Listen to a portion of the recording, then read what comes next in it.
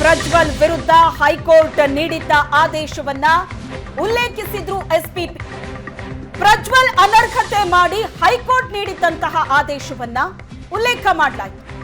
ಪ್ರಜ್ವಲ್ ಮತ್ತು ರೇವಣ್ಣ ಎಷ್ಟು ಪ್ರಭಾವಿ ಅಂತ ಹೈಕೋರ್ಟ್ ಹೇಳಿದೆ. ರೇವಣ್ಣ, ಸೂರಜ್ ರೇವಣ್ಣಗೂ ಹೈಕೋರ್ಟ್ ನೋಟಿಸ್ ನೀಡಿತ್ತು. ಇಡೀ ಕುಟುಂಬ ಎಷ್ಟು ಪ್ರಭಾವಿ ಅನ್ನೋದನ್ನ ಹೈಕೋರ್ಟ್ ಹೇಳಿದೆ. ಜಿಲ್ಲಾ ಉಸ್ತುವಾರಿಯಾಗಿದ್ದಾಗ ಸರ್ಕಾರಿ ಕಾರನ್ನ ಬಳಸಿ ಹಣ ಸಾಗಿಸಿದ್ರು. ಆ ಕುಟುಂಬದ ವಿರುದ್ಧದ ದೂರುಗಳಲ್ಲಿ ಬಿ ರಿಪೋರ್ಟ್ ಆಗಿದೆ.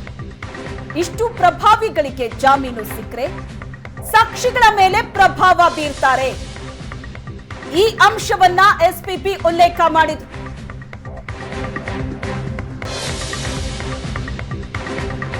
ಪ್ರಜ್ವಲ್ ವಿದೇಶಕ್ಕೆ ಪರಾರಿ ಬಗ್ಗೆ ಎಸ್ಪಿಪಿ ವಿವರಣೆ. ಚುನಾವಣೆಗೂ 4-5 ದಿನ ಮೊದಲೇ ವಿಡಿಯೋ ವೈರಲ್ ಆಗುತ್ತೆ. ವೈರಲ್ ಆದ ಕೂಡಲೇ ಪ್ರಜ್ವಲ್ ವಿದೇಶಕ್ಕೆ ಹೋಗೋದಕ್ಕೆ ಫ್ಲೈಟ್ ಬುಕ್ ಆಗುತ್ತೆ. ಟಿಕೆಟ್ ಬುಕ್ ಆಗೋದಕ್ಕೆ ಇಡೀ ಕುಟುಂಬ ಪ್ಲಾನ್ ಮಾಡಿದೆ. ವೈರಲ್ ಆದ ಕೂಡಲೇ ಪ್ರಜ್ವಲ್ ವಿದೇಶಕ್ಕೆ ಹೋಗೋದಕ್ಕೆ ಫ್ಲೈಟ್ ಬುಕ್ ಆಗುತ್ತೆ. 26ಕ್ಕೆ ಮತದಾನ ಮಾಡಿ ಅವತ್ತು ಕಣ್ಮರೆಯಾಗ್ತಾರೆ ಪ್ರಜ್ವಲ್. ಆದ್ರೆ 20-21ನೇ ತಾರೀಕಿನಂದೇ ಈ ವಿಡಿಯೋಗಳು ಹೊರಗಡೆ ಬಂದಿದೆ. ಟಿಕೆಟ್ ಬುಕ್ ಆಗೋದಕ್ಕೆ ಇಡೀ ಕುಟುಂಬ ಪ್ಲಾನ್ ಮಾಡಿದೆ. ನೆನೆ ಮಹಿಳೆಯ ಒಂದು ವಿಡಿಯೋ ಬಿಡುಗಡೆ ಮಾಡಲಾಗಿದೆ. ಬಲವಂತದಿಂದ ಹೇಳಿಕೆ ಪಡೆದುಕೊಂಡಿದ್ದಾರೆ ಅಂತ ಮಹಿಳೆ ಹೇಳಿದಾಳೆ. ಇಂಥ ಪ್ರಭಾವಿಯನ್ನ ಜಾಮೀನಿನ ಮೇಲೆ ಬಿಟ್ರೆ ಸಮಾಜದ ಗತಿ ಏನು? ಹೀಗಾಗಿ ರೇವಣ್ಣಗೆ ಜಾಮೀನು ನೀಡಬಾರದು ಅಂತ ಎಸ್ಪಿಪಿ ವಾದವನ್ನ ಮಂಡಿಸ್ತಾ ಇದ್ದಾರೆ. ನೆನೆ ಮಹಿಳೆಯ ಒಂದು ವಿಡಿಯೋವನ್ನ ಬಿಡುಗಡೆ ಮಾಡಲಾಗಿದೆ. 32-35 ಸೆಕೆಂಡಿನ ವಿಡಿಯೋ ಅದು.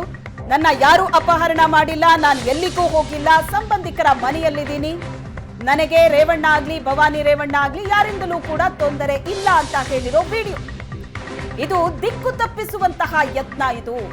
ಬಲವಂತದಿಂದ ಆಕೆಯ ಹೇಳಿಕೆಯನ್ನ ಪಡ್ಕೊಂಡಿದ್ದಾರೆ ಅಂತ ಆ ಮಹಿಳೆಯೇ ಹೇಳಿದ್ದಾಳೆ. ಇಂತಹ ಪ್ರಭಾವಿ ವ್ಯಕ್ತಿಯನ್ನ ಜಾಮೀನಿನ ಮೇಲೆ ಹೊರಗಡೆ ಬಿಟ್ರೆ ಸಮಾಜದ ಗತಿ ಏನು ಅಂತ ಪ್ರಶ್ನೆ ಮಾಡಿದ್ದಾರೆ ಎಸ್ಪಿಪಿ. ತಮ್ಮ ವಾದ ಮಂಡಿಸಿದ್ದಾರೆ.